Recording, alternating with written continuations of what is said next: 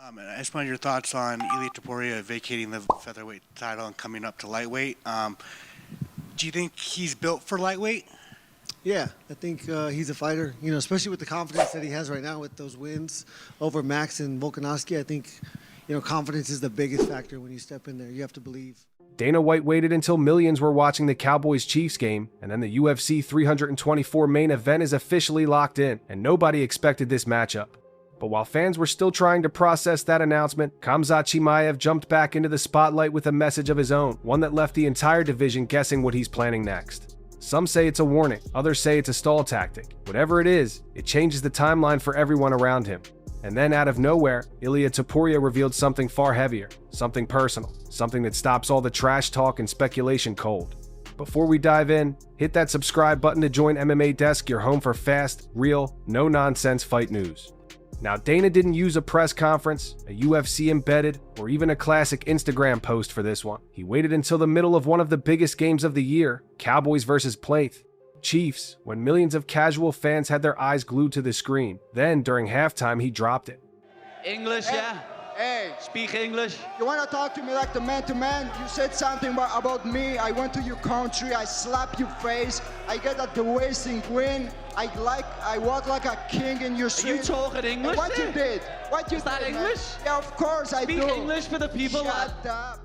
The screen flashes, the UFC logo hits, and suddenly we see a hype reel that looks different from the usual promos. In the middle of it, the words appear UFC 324. Then we see two faces that almost no one thought would be across from each other for a belt this soon. Justin Gaethje, Paddy the Baddy Pimblett, interim lightweight title on the line. At first, people thought it was a joke or some kind of fantasy matchup edit, but it was real. It was the main event.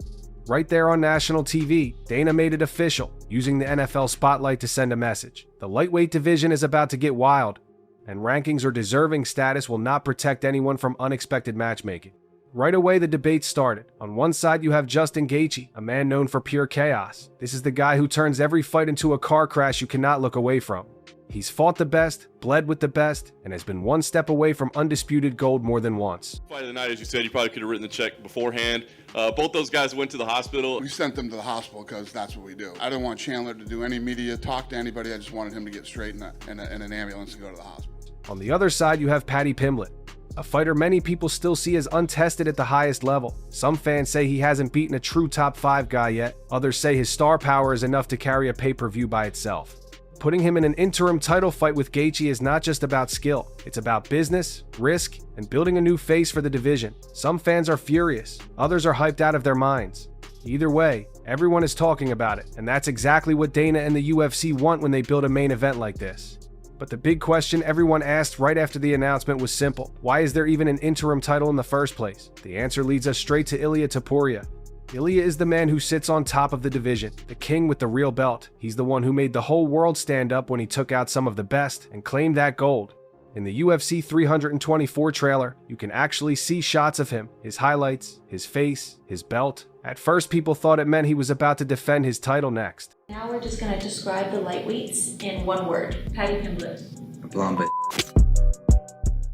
But instead of defending, the truth came out in the form of a quiet, serious message. While the hype video showed his glory, his reality was very different. It turns out he's not ready to fight at all. Not because of fear, not because of contract drama, but because his personal life just exploded in a way he didn't ask for and didn't want. Ilia posted that he is going through a very hard moment at home. He said he needs to focus on his children and fix what is happening in his family before he can think about training camps, press conferences, or fight weeks. This wasn't a trash talk tweet, it wasn't a meme. It was a rare, raw moment from a champion who usually looks untouchable. He even said he doesn't want to hold up the division while he steps away. That's a big deal. Most champs cling to the belt and time. Ilia basically waved the UFC forward and told them, do what you have to do. I'll be back when I can. Max Holloway replied with support and hinted that he understands exactly how hard it can be to fight while trying to protect and care for your kids. That response made fans realize this situation might be even heavier than we think. Did you have mercy? Well, honestly, he couldn't have mercy because the guy that was supposed to stop the fight never did it. So Right. if one needs to die, it's not gonna be my guy. Oh my gosh. I like this. This is a little trash talking here. This is nice. Suddenly, the interim belt isn't just a gimmick, it's a bridge. It's the UFC saying, we'll keep the division moving, but we respect what you're going through. Ilia's sad news opened the door for Gaethje versus Bantel.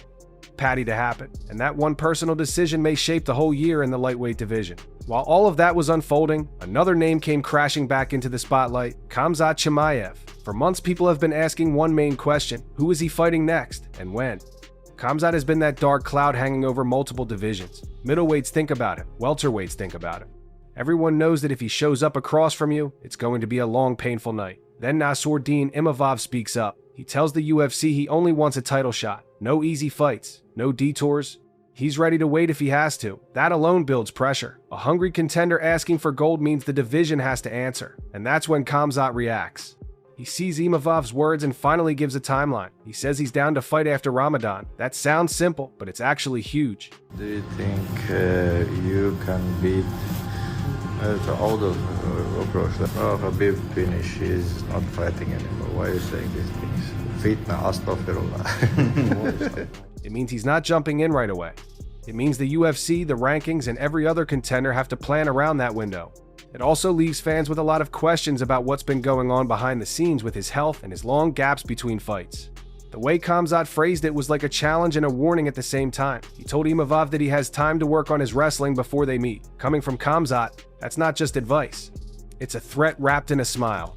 The message is clear. You want the big fights? Fine, but you are stepping into my world when it comes to grappling. At the same time, the timeline he gave adds more mystery. Why so far away?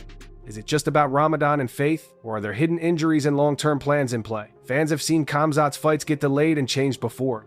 Each time, the hype builds, then cools, then explodes again.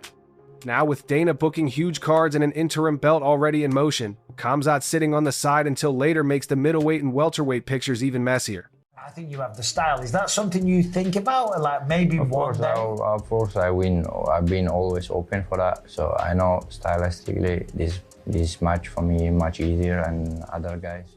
One tweet from him can freeze a whole division, because every top fighter has to decide, do I wait for the boogeyman, or do I take another fight and risk losing my spot? While future matchups were being teased and delayed, another fire lit up social media, and it came from two names that can never seem to stay away from each other, Conor McGregor and Khabib Nurmagomedov. Their rivalry didn't end in the cage, it lives online, in interviews, and in every small dig they send at each other. This time it started over something that sounds simple, digital Papaka collectibles tied to Khabib's brand and his late father's image. Conor saw this and went off. He accused Khabib of taking advantage of his fans, calling it a scam, and went after him in a very personal way, even bringing up Khabib's father in a disrespectful way. That alone shocked a lot of people. Conor has always spoken wild, but this hit a nerve because Khabib's dad is a respected figure in the sport and in their culture. Khabib responded by highlighting how much money from his projects goes into rehab centers and helping people get clean, even inviting Conor to Dagestan, saying they could try to help him too. The back and forth did not stop there. Conor fired back again, calling Khabib a tax dodger and a scammer, throwing insults linked to faith and honesty. He doubled down on the idea that Khabib is using his father's name for money. At that point, fans began to split into sides again, just like during their rivalry years ago, but some also pointed out the irony. A lot of people remembered Conor's own crypto project that never really took off. That coin was supposed to change the game but ended up failing to raise what it planned. Even though it later refunded people, fans still used it as ammo, saying Conor shouldn't be the one yelling scam at anyone. Still, no matter which side people took, one thing was clear: their rivalry still owns the MMA world every time it restarts. A single tweet from either man becomes a viral topic, proves their names still draw huge attention, and reminds everyone that time can pass, belts can change hands, new stars can rise. But McGregor versus Khabib is a wound that never fully healed, and that pattern of old rivalries never dying didn't stop there. On another part of the internet, Jon Jones and Daniel Cormier found themselves connected again. I want to take the time out to say happy Thanksgiving to the people who are not with their friends and family today. Happy Thanksgiving. And if no one tells you that they love you today, I love you. Jones was overseas in Chechnya at an exclusive event with the president's son. He was there as a special guest, signing a big ambassador deal. Pictures and videos showed him smiling, shaking hands, and living what looked like a very high-level life. Then Daniel Cormier comes in with a comment that felt small but sharp. On Instagram, he asked why Jon wasn't spending Thanksgiving with his family. It wasn't about fighting. It wasn't about titles or skills. It was a personal jab. Fans who have followed their history know that DC can be petty when it comes to Jon. He's talked about Jon's choices for years. Jones could have snapped back and made things ugly again. Instead, he did something many people didn't expect. He went online and posted a calm, warm message, wishing people a happy Thanksgiving, especially those who weren't with their families. He said he loved them, even if no one else told them that day. He even used his dog in the video, making it light and positive. It was almost like he stepped around the drama instead of walking into it. But of course, fans read between the lines. Some thought it was a subtle way to answer DC without naming him. Others thought it showed a new side of Jones, one that is trying to act more mature and controlled, especially now that he's in a new phase of his career. Either way, it kept their rivalry alive in people's minds. They're not throwing punches in the cage anymore, but their names still clash in comment sections, podcasts, and highlight clips, keeping that story running in the background of everything else that happens in the sport. Away from all the big-name drama at the top, the rest of the UFC world was also moving fast. One fighter found himself cut from the roster after turning down a short-notice fight for UFC 324. His manager said he was injured after his last match and could not safely compete so soon, but the UFC still decided to let him go. That sent a clear message. This is a business, and if you say no at the wrong time, there is always someone else ready to step in. On the other hand, Chris Barnett, a fan favorite known for his wild spinning attacks and big personality, didn't stay on the sidelines for long after his own release. He signed with Karate Combat and got a new fight lined up fast. His move showed that even if the UFC door closes, there are other promotions waiting with open arms, especially if you are exciting and loved by fans. Then there was the strange case of Muhammad Mokaev showing up as active on the roster page again, sparking rumors that he might be coming back sooner than expected, even though it might have just been a website error. But it wasn't all cuts and confusion. There were moments that warmed fans' hearts too. Dustin Poirier and his wife welcomed a baby boy into the world. He shared the news online, and fans rushed to congratulate him, happy to see a good guy in the sport catch a win in his personal life. It reminded everyone that behind the bruises, knockouts, and call-outs, these are real people building real families. Then, in a surprising twist, world-famous soccer star Cristiano Ronaldo popped up again in MMA news. He confirmed that he's now a shareholder in a Spanish MMA promotion called WOW FC. For a global megastar like Ronaldo to put his money and name into MMA means a lot. It shows that the sport is growing, getting more attention and more serious investors. With soccer legends stepping into the fight game from the business side, the line between sports, entertainment, and global branding is getting thinner. Every move like that helps push MMA further into the mainstream. Even with all this noise, one of the biggest questions in MMA today sits on the legacy side of things, the comparison between Islam Makhachev and Khabib Nurmagomedov. Islam has now done something Khabib never did, by grabbing gold in 2 divisions. He has defended his lightweight belt multiple times and climbed into that pound-for-pound best discussion. Some fans say he has already passed Khabib in terms of achievements, but people like Tyron Woodley see it differently. Woodley said that Islam is still in Khabib's shadow, and that when he hears Islam's name, he still thinks of Khabib first. He pointed out that Islam didn't beat older greats like him or Georges St. Pierre at welterweight. To him, Islam is amazing but still seen as the student, while Khabib is the legend who retired undefeated at 29-0. That record is like a myth. No losses, no returns. Just a clean ending at the top. It's hard to beat a story that perfect. This debate matters because it frames how we look at everything happening now. Every time Islam wins, people bring up Khabib. Every time someone from their team fights, the Eagle's shadow hangs over it. It also ties into the idea of what makes a true greatest of all time. Is it the number of belts, the number of defenses, the name value of the opponents? Or is it the story, the feeling, the way a fighter made the world stop and watch? With Islam moving forward and Khabib staying retired, that comparison will keep growing. And while fans argue about lists and rankings, the fighters themselves keep training, cutting weight, and walking into the cage, trying to write chapters that will live long after they're done. Put all of this together and you can feel how wild the next year in MMA is going to be. You've got Dana White using NFL games as a stage to announce surprise main events. You've got Ilia Topuria, a champion in his prime, stepping back to deal with heavy personal issues while still trying not to block the division. You've got an interim belt on the line between a human wrecking ball in Gaethje and a polarizing star in Pimblett. You've got Khamzat Chimaev sitting in the shadows, promising to come back after Ramadan and possibly wreck someone's title dreams. Old rivalries like McGregor versus Khabib and Jones versus after Khamzat Chimaev.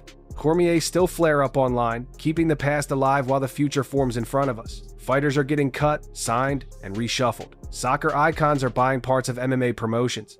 New babies are born into famous fight families. And over everything, the debate about who really sits on the throne of legacy, guys like Khabib, Islam, Jon, and others only gets louder.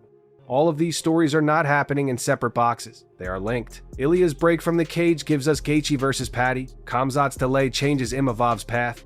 Every tweet from Conor or Khabib still shapes how fans feel about the sport. Every comment from DC or Jon keeps their rivalry alive in people's minds. The business moves behind the scenes, from roster cuts to new deals, shape who we see on main cards in the first place. That's what makes MMA so addictive. It's not just fights. It's a living, breathing story where one announcement on a random night can rewrite months of plans. And right now, with UFC 324 on the way, Khamzat plotting his return, and Ilia trying to fix his life outside the cage, it feels like we're standing right at the edge of a year that could change careers forever. When you look at everything unfolding right now, it's clear the MMA world isn't slowing down for anyone. One champion steps away for personal reasons, and suddenly the entire weight of a division shifts onto two unexpected contenders. One contender sends a single message about returning after Ramadan, and the rest of the rankings have to rethink every move they plan for the next 6 months. One halftime announcement in the middle of an NFL game sends shockwaves through the sport and gives us a main event nobody saw coming. Add in the personal battles outside the cage, the online rivalries that refuse to die, the old champions taking shots at each other, and the sudden business moves from some of the biggest names in sports, and you get a picture of a fight world that never sits still for even 1 minute. And that's exactly why fans stay hooked. You never know when a champion will step back, when a star will return, when a new rivalry will explode, or when a last-minute fight announcement will flip everything we thought we knew. The stories behind the scenes matter just as much as the battles inside the cage.